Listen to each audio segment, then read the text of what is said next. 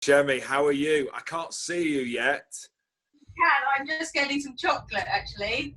Oh my God, I love the background. Now that is awesome. And you're getting chocolate. You're a woman after my own heart. Oh my God. This is what's the choice? cold brew coffee chocolate. Apparently, it's insane. I don't like coffee. That sounds awful. I just had to rob a bank to buy it from this fancy place, but the guy told me it's the best he's ever had, and I'm an easy sell. Go on, let's have a live test. So what's it sound? That's dark chocolate. You're like my wife. My wife is a personal trainer. I know you love your training now, but she eats dark chocolate. There's nothing worse than a dark chocolate eater. No, you just have to invest in good dark chocolate, because the cheap dark chocolate is like dry and flaky. And the thing is, right, it's psychosomatic. I eat dark chocolate because I think I'm being healthy, but then I eat a whole pack of it instead of just one normal size one. It's really good. I can't taste the coffee at all. Oh no, listen, it's great to have you, and I love the background. So record amount of how many Olympics did you do? Did you do four big ones? 4 Olympics, but you were 7 times British champion. So a lot of people, probably, our listeners probably don't follow skiing as much, but everyone knows your name, especially when you did dancing on ice. And you know what? You felt like the female version of me, right? Because you were so like strong with the skating, but when it came to the sort of the niceties of the dance, performance. Yeah, and all of that. Yeah. But you could do all the lifts. You were really brave. Just like you. We're just meaty. We should have skated. We should have skated together, Chemmy. Can you imagine the power and like the speed across the ring? Yes. Actually, you say that about rugby. I've only been recognised a very few times in my life, but every time I go to a rugby game, I get recognised, because I think it's got quite a similar following. Downhill skiing. You're on the limit. You're pushing your boundaries. It's a meaty sport. It's a spectator sport. It's just like rugby in terms of that. You want to see people going hard and falling over and crashing. And I think there's quite a similar fan group. So that is it's quite funny, because I really get recognised the whole time when I go to rugby matches and nowhere else. So now are you just going to rugby matches just to get recognised? Yes. I love that. I love that. So I wear my lycra catsuit when I go. That might have something to do with it. How's life for you nowadays in lockdown? How have you kept yourself busy? Because I keep seeing little snippets on Twitter of you doing your fitness, which is really quite cool. And I pretend to be able to do that. But you're looking quite fit. You're into your fitness? Are you teaching? So I don't know. For me, I'm not very good at slowing down. I feel guilty to say it, but I really enjoyed the beginning of lockdown, because I actually was present as a mother. I've always been hectic, and since I've had the babies, I've got 2 young boys, and I went back to work skiing 2 weeks after both of them were born, and it was just I was always just surviving. I was always like that swan. My head's above the water. I look like I'm surviving, but I'm so frantic. So actually, lockdown came at a really good time. I wanted to take a little bit of time to breathe, and we're really fortunate. We've got a garden, so I know that I'm very, really spoiled with that. But then I got bored really quickly. So I started training people. I started doing loads of mentoring over Zoom. I was up to like 15 classes a week. I love it, because I'm obsessed with individual needs in terms of physical development. I'm a coach, so I look at a guy who's got short legs and then another athlete who's got a long back, and it's like, right, how can I bring out the best in them with what we can do? And actually, I think more people got into fitness over Zoom in lockdown than they would have without. I did a class at the Ski Club of Great Britain, and we actually got complaints because people couldn't get in. And I was like, why can't we get in? And it's because we were maxed out. So that's great. Just on that, I've got short legs and a long back. So can you just explain what would I have to do in the gym? So you would be a really good slalom skier. So you'd have a fast short edge arc, and your ski would come underneath you quickly. You wouldn't maybe be able to build such a big edge far away from the body like someone with long legs, but you have a really kind of short transition. So your power is bringing the skis underneath you to the other side. So that's what we work on. It's very agile, short bursts of power, as opposed to having the pressure long and the muscles under a longer tension. Oh, I love it. Oh, I'm loving this. God, I could just see myself. I could just see myself skiing on. Now, listen, rugby is quite close to your heart. I know you love your rugby. Yeah. You've got a real relation. I know your dad played for Richmond. I think very close by. you're close to the Crown pub where Wasps actually have a drink. But you actually, did you sell your house to Simon Shaw? I believe that's true. And also, Yes. I mean, like, you know, like, please tell me that you got a great deal off him, because he's so tight. Simon Shaw, try and get a pint from him. Did you get a great deal? Oh, I don't know. We've been trying to sell it for a while, and he came in with his wife, and it was the first person who'd come in with a family, and they had visuals of making this, you know, the home that I grew up in into an even better family home. And you know, he had me straight away with talking about what his little babies and girls wanted, and I was like, oh great, we'll show you the house. And then it's quite a story, because it used to be pink, so I lived in a big pink house, and then he repainted it, and his daughters didn't speak to him for 2 weeks after he changed it from pink to this kind of like cool grey colour. And they were like, oh, I should have stuck with the Chemmy pink. But no, he's great. I mean, I met him through Mike Tyndall and Zara a long time ago. We've been friends, and I think I've even helped tie his bow tie a few times at black tie, because his hands are so big and mashed up that he can't do anything dexterous with his fingers. Chemmy, let me tell you, I think he was probably pretending not to be able to do his bow tie properly. He did get down on his knees in front of me, actually, and say, this is the wrong type of podcast for that, I'm telling you. So let me just ask you about, so I think you played for London Scottish, but when you look, Nick Easter, who's coaching in Newcastle at the moment, can't be on the line, but he was, I hear you were actually a mascot for one of the matches at Quins, which didn't go very well because they lost, and you still had to be full of joy. So it was the big Christmas game. There's quite twofold story to this, and I had this great honour of going onto the pitch at half time and being interviewed. And I was there with my sponsors, who was a growth investment trust at the time, you know, these old boys loving the rugby, loving the skiing, and they had a box, and I went on the pitch, and, you know, it was all nice chit chat about skiing. And then I can't remember who it was who's interviewing me, said, oh, you know, what position do you get at in skiing? Oh my gosh. So I get there, I get into my tuck position like this, you know, real down back like this, and the guy starts doing this behind me. Shut No. So we're talking, I don't know, how many people do you have at that game? 10,000 at that game, easy? Oh my God. And he's like hip thrusting behind me. And I had no, everyone's laughing. And I was just like, oh gosh. That would not go down. Can you imagine doing that nowadays? No, oh my God. That would be sackable. Is that really true? Is there a recording of that? Oh, I'm sure there is. But, you know, I've got older brothers. I take things on the chin. I thought it was quite funny.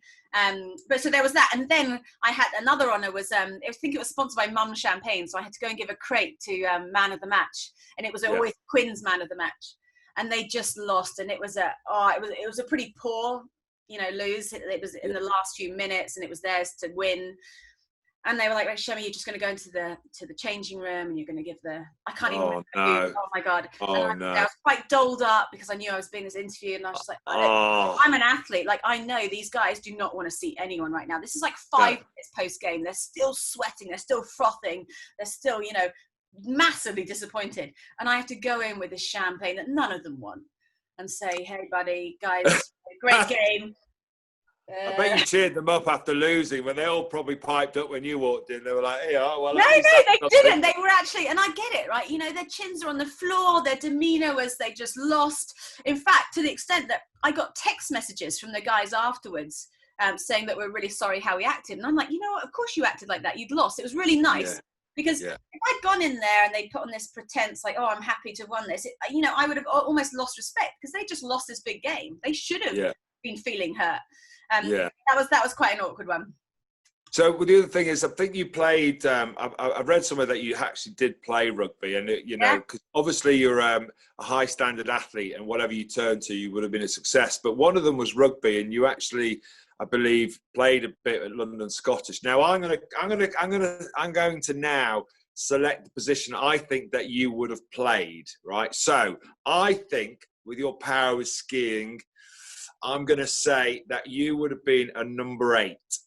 So tell me how close I am to your position. You know what? It's not a winner, because this was the under 10s, and do you remember you don't really have positions? So I could say, you know what, Kyran, you're right, because I would have been a number 8. But actually, you know, back then you played everything. But I just chased the ball. I chased everything. I was a ball chaser. I wanted to get involved, and also it was mixed. So I also wanted to show people that don't judge me for being a girl. I'm tough and I'm ready. to fight for that ball. So I was just a complete ball chaser. I played everything. Terrible.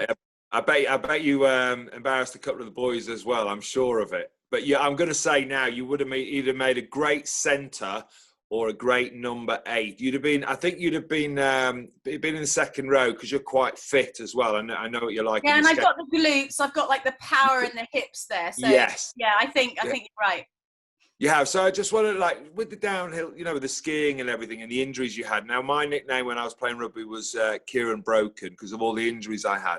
So, like, just give us an insight into some of the injuries that you had, or embarrassing injuries or whatever injuries. What's the likely injuries? Because yours is a real dangerous sport. And then I'll reveal to you my most embarrassing injury. Okay, go. You go first. Oh, right. Okay. Well, I think this is embarrassing. When is an injury embarrassing? No. This was really embarrassing. Right, okay. No, I basically got a stud up my arse. Okay. Yes. So someone stood on me. No, don't. Chemmy, that should not be your immediate reaction. Your immediate reaction should be, "Oh my God, that's disgusting." Poor you. So it came in and out, and it ripped my arsehole open, and I had stitches in my arsehole. So now you can imagine the great that thing. happens when you give birth as well. Oh right, okay. So listen, I'm in a small club now, so I feel honoured. So your worst injury then? Oh. I mean, on paper, my worst is I broke my neck when I was 11. Oh my God! It's actually now fused together. Don't know if you can see, but just here, if I stand up, you can see there's like a kind of... Wow, so you had it fused when you were 11? No, it fused on landing, and they, because they thought that I was structurally strong enough, they didn't do anything to it. Obviously, it would have been quite dangerous to go and have surgery and have that taken apart. So it was a fun event. I mean, so ridiculous. It was a fun event, and I was racing this girl head to head. She was my nemesis and she was beating me, and I was like, right, I've got to push it. And I pushed it so hard, and it was just so unlucky. I got the gate on my ski tip, and as I did that, I pre-released the bindings, flew up in the air, and as I came down, I got the gate flag on my neck. So it pulled my neck out and came back in and fused. Oh my God. So I guess that was my worst. But, I recovered so quick from that. I also cracked my humerus on my right arm, and I was 2 meters away from paralyzing it forever. And when I did it, my arm became 1.5 inches longer. Oh my God, seriously? Like stretched, hanging. But again, that one, I just became popular at school with that one because I had to stay in classroom in lunchtime, and everyone else seemed to want to. So people bribed me, bringing in cakes every day to see who I would get to choose. Yeah. How many operations did you have then in your career? Operations? Oh, I don't know, 10, 15. Oh my God. A lot of them were on my right leg. So my right leg is my biggest one. It's my most kind of infamous one. It was in Lake Louise. I was traveling off a jump. I got my boot caught on the snow beforehand, so I was readjusting on the air. So when I landed, my bones actually broke through my ski boot, massive pressure through the lower limbs. Quite a good story. So they get the chopper in and they come down, and I was screaming quite a lot, and then they gave me quite a lot of drugs. And then they couldn't even put me in the helicopter now, because now when you get injured on the mountains, you actually just stay hanging because it's safer than putting you in and out. Yeah. So I went to hospital, and by the time I landed, I was doolally. I was like happy as Larry, and they're like, "Chemmy, what's hurting? Tell us." And I was like, "Oh my God, I feel like a biggest hypochondriac ever. Absolutely nothing's hurting. I'm totally fine." Oh my God. And they're going, "No, you're not fine." So they sit me up, and they start taking off my right boot. And I had these atomic white boots at the time. It was the first year they'd gone white. Yeah. And I guess they actually gave me ketamine to make me pass out, because when they took my the plastic apart, my bones had broken through my skin and out. So compound tib fear, very common actually in rugby as well, right? Yeah. And so yeah, that was kind of a crazy time. But because they gave me that ketamine, I've got memory loss. So it was actually amazing because I could come back. And the first race I did after that huge injury, people said I'd never ski again. I chose to come back at the same hill that almost ended my career because I didn't remember it. So I was like, right, I love that hill in Lake Louise. I'm going to go and do it again. And everyone was like, no, you might suddenly remember the crash and it might be dire, psychologically. And I was like, let's do it. It was a good experience for you with that ketamine. So what about concussion? Concussion's a big thing in rugby at the moment.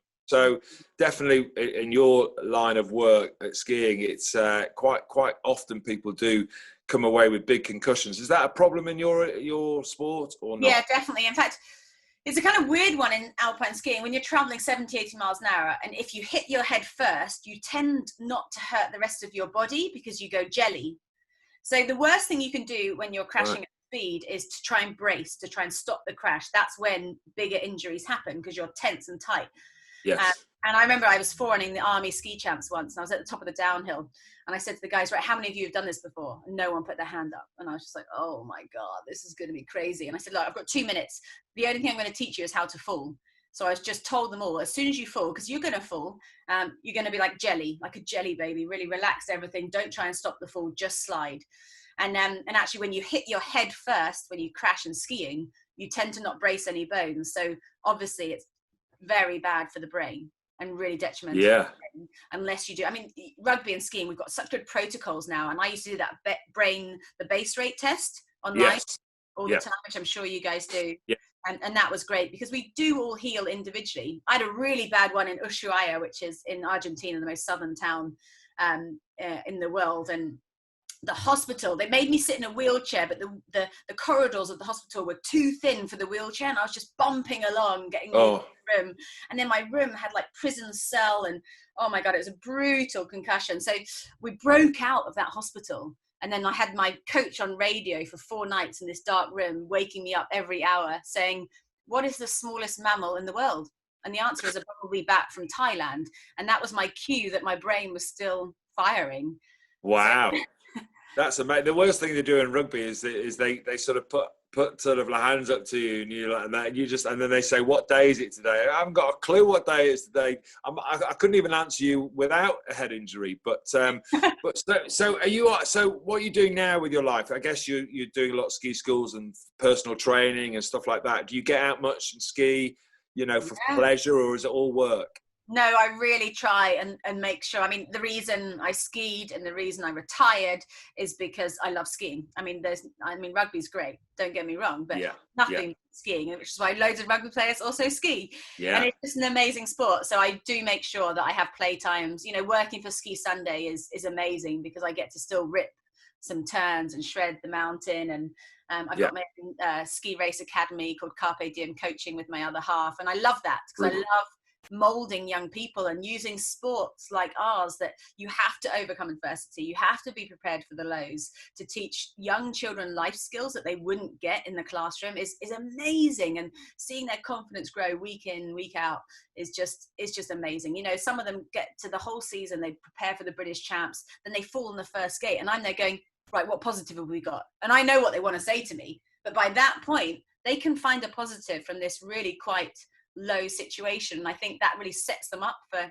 even if they don't make it in skiing, it sets them up for life. And I know there's loads of rugby camps that run on the same philosophy there. So I'm doing that. I'm a mum to 2 boys, keeping me quite busy. I've still just on the 2 boys. I don't, because I loved seeing you created a really good assault course at some stage. Yeah. Whether that was during lockdown, but I noticed on the back of one of your boys' shirts that you see, one of my boys is called Lachlan. What's the name? We call him Lockie. What's the name of your boy? Lockie, but I spelled it wrong. How's yours spelled? I spelled mine wrong. How's yours spelled?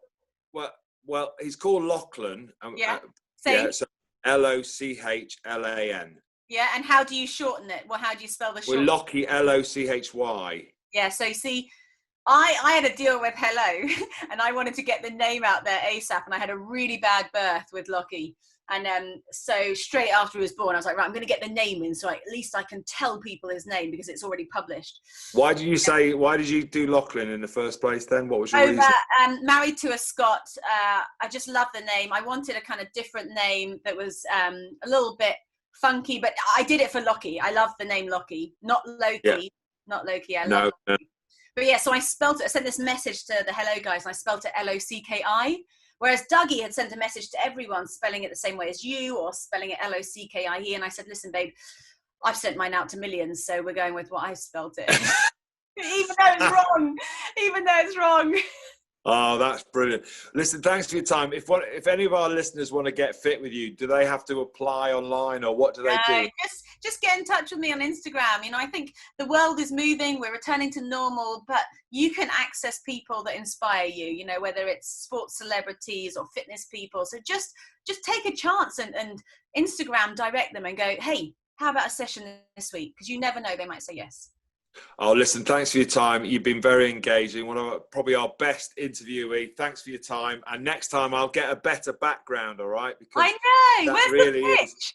Yeah, I need to You should get a have pitch. Twickenham there. I know, you're right. That's the next time. All right, Chemmy, thanks for your Lovely time. to Much see you. appreciated. Bye-bye. Cheers, bye.